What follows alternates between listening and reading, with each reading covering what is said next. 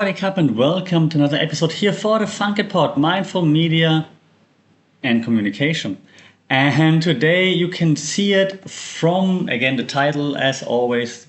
We're talking about religion, not really, it's not a sermon, don't worry, but it blew up in social media, on social media, because a few famous-ish people, especially in the West, in the US, they talked about the whole thing. So I figured it makes some sense to look into, like, why is this such a big thing right now? What exactly happened? And why is God is great anti-Semitic? Is it not? Is it right to make a huge fuss of it? And where do those different parties come from, and why are they doing what they're doing? Okay, so that's basically my plan for now, the next 10 to 15 minutes. So let's jump right into it, okay? So, I forgot, welcome back to the Funky Pod, of course. So, some of the main players, the most famous players involved probably are Candace Owens and Ben Shapiro, right? They both worked at the Daily Wire. Now only one works at the Daily Wire. Candace Owens doesn't anymore. And it looked like a clash of conservative titans, if you will. I thought, until I heard about the clash, that they were all like happy, all like working together on the Daily Wire, and everything is awesome. Apparently not. And this shows that it's like, even if you're like on a similar side, conservative, there's still challenges and responsibilities that come with the media influence, and that come with like how you present yourself. The issue that everyone talks about are like Candace Owens' comments right now, which were perceived by lots of people as anti-Semitic, and that's what led her to break from the Daily Wire, right? So now this controversy, I think, prompts us to explore the balance between like free expression and the propagation of like harmful ideologies within now that movement. Because I think it's fascinating. It's like this movement that seemed to be on the same page, but now clearly is not. And so we have to look at that movement, but also at the broader media ecosystem, me included. What are we, the media people, now making of it, right? And I mean, one thing is clear, that both like Candace Owens, Ben Shapiro have like their own, sometimes controversial, but definitely very strong views, of course. Unique perspectives, if you will. So I'm trying not to like add my own bias in there. And when those strong opinions collide, of course, there will be, I don't know, some tension or something, right? So it's very important to navigate those complexities of like different mindsets, especially if you do that publicly in the digital age that we're in, right? That's of course very, very important. So their disagreement now becomes a very focal point for like actually now examining how media personalities in general, how they grapple with that thin line between personal belief and public influence. Yeah? And that sparks a debate right now on the ethical responsibilities that accompany that media power that you have once you are like a media personality. And let's dive a little bit deeper into it, okay? So to understand the impact of Candace Owens' remarks, like God is great, we gotta delve a little bit into like the history of anti-Semitism. And stick with me. Don't let your own bias already form your opinion. I'm not trying to convince you of either side. I'm just trying to explain a little bit like why certain people say what they say. I'm not saying it's good or bad. We'll judge them later together. So an ancient prejudice that has adapted to digital ages, anti-Semitism, right? So the controversy between like Owens and Shapiro showcases like how language shapes social realities, right? And how it reinforces power like imbalances, like which should urge us to critically examine the narratives that we consume and amplify on a daily basis. Just so before I continue with the media theories, right? Let's just break it down. Saying God is great should not be controversial.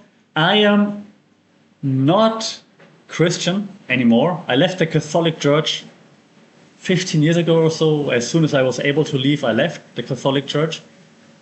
But I don't have a problem if someone that's Christian says God is great.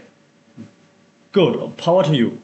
Now, the point that people are making is that she says it to someone who is Jewish, and that makes it anti-Semitic.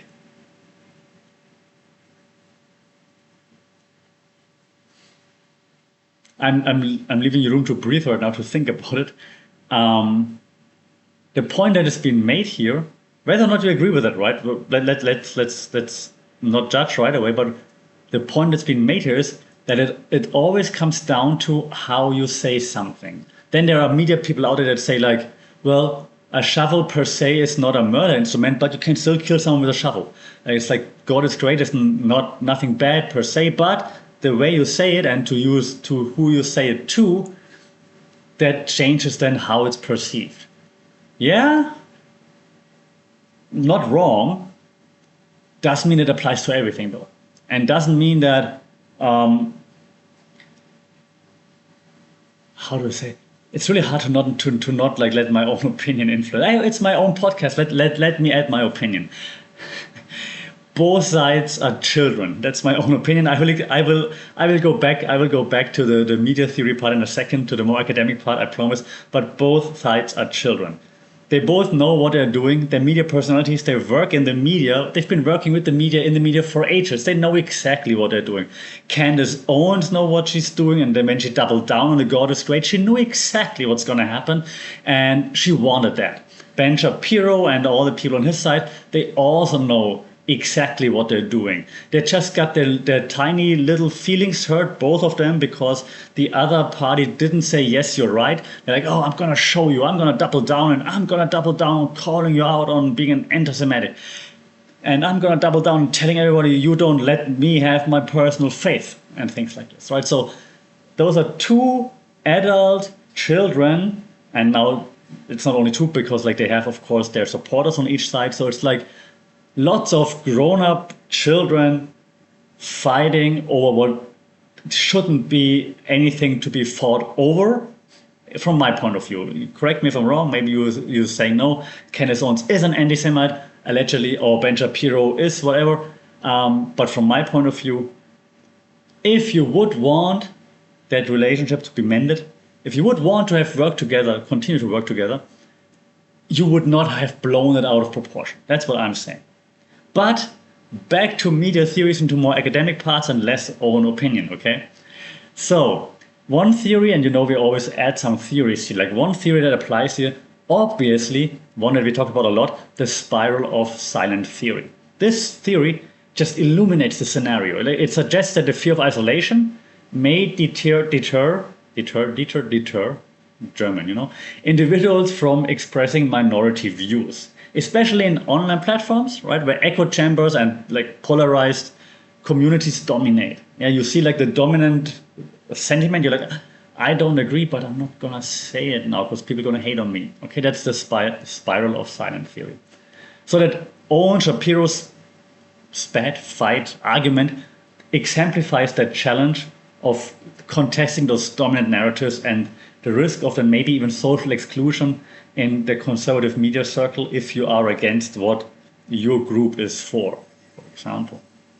And now when we look at, and I can't believe I'm saying this, but now when we look at like ethics, right, for example, and responsibility and so on, and I say I can't believe I'm saying this because people that worked in the media for as long as Candace Owens and Ben-Shapiro should know better. They should have, I mean, they're working for the Daily Wire, but they should have a certain amount of media ethics, right? There should be some kind of moral compass there.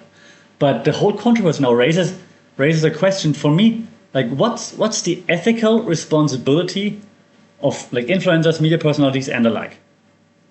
And the theory of public trust, new theory, suggests a comment based on truth, respect, what else? Integrity, which highlights this ethical tightrope walked by those that command public attention, which are Candace Owens and Ben-Shapiro. So I'm saying it, with great power comes great responsibility, and you're acting still like children. It's annoying. Of course, like as they act like children, and I'm offending children right now, so sorry, children, in Uncle Roger's voice. while they act like children, they obviously utilize one of our favorite theories, agenda setting theory, right? You know that this theory explains the power of media figures in framing conversations, emphasizing like how they shape public discourse and influence different priorities depending on what they talk about, right? This Owens-Shapiro thing now is a perfect case study in the selective amplification of issues, which then shape public perception and underscore the influence of media personality in actually directing the public's attention. Yeah, they do that perfectly. They both have their agendas and they frame everything that they're talking about in a way that benefits their agenda. I did not plan on being like that, I don't know, not excited, but like into it actually. Like I thought it's gonna be like a more like chilled or like not chilled, but less exhausting episode. But I'm quite animated now, as you can hear / see, because I'm just so mad at both of them for acting the way they do. Because as media professionals, they should definitely act differently. We're almost there. Because if I go on for way longer, I'm gonna be way madder. But one thing I want to mention, actually two more things that I want to mention. Like when we look at digital platforms, right, we can also add a few more theories that we're already familiar with. And I don't want to miss the opportunity to, re-emphasize the importance of those theories. So when we look at the role of digital platforms, and in this controversy, of course, X, for example, the main platform probably, we see that the power of those media platforms, X, is being underscored, and because it shows just how it amplifies their voices. Okay. Now the cultivation theory, we know this one, suggests that long-term exposure to media content influences perceptions of reality, and highlighting basically the effect that sustained narratives impact public attitudes. Okay. Meanwhile, second theory we're familiar with, the use and gratification theory, explores why individuals, right, us, consumers, seek out media to satisfy their specific needs, such as affirmation, community, and so on. So this perspective now sheds light on audience engagement with the Owens-Shapiro controversy, and also helps to reflect on how digital platforms X cater to these needs, further amplifying those diverse, different narratives. Diverse is the wrong word. Diverse, divisive narratives. That's what I try to say. Again, German. Sorry. So those divisive narratives, like one side or the other, right? Okay. Now, if we want to move forward, and it's probably what we want to do at some point, right? Hopefully. So moving forward, let's kind of like check in on that controversy as like a starting point, maybe for like a deeper conversation about media, ethics, and society. I think this controversy right now should be like a call to action for media figures, influencers, for all of us actually to engage in discourse with responsibility, empathy, and a commitment to truth. With AI and all the echo chambers and clickbait and so on, truth has become something of a like rare item. It's not even a commodity anymore. It's like something very rare. If you see something that's just true. So maybe as we look at those adult children fighting, we should all ask ourselves, how can we avoid it? How can we not be like that? And how can we just add a bit of truth to every conversation? Yeah. So this episode, through this prism of Owens-Shapiro, of the Owens-Shapiro fallout, hopefully invites you to critically engage with the media that we consume and the narratives that we support. I hope I can urge you a little bit to move towards like a more informed, respectful, and hopefully also understanding public dialogue, because mindful media and mindful communication. Well, I'm gonna stop here because I want to stop being mad now. Next time, hopefully something that makes me less mad in the next episode.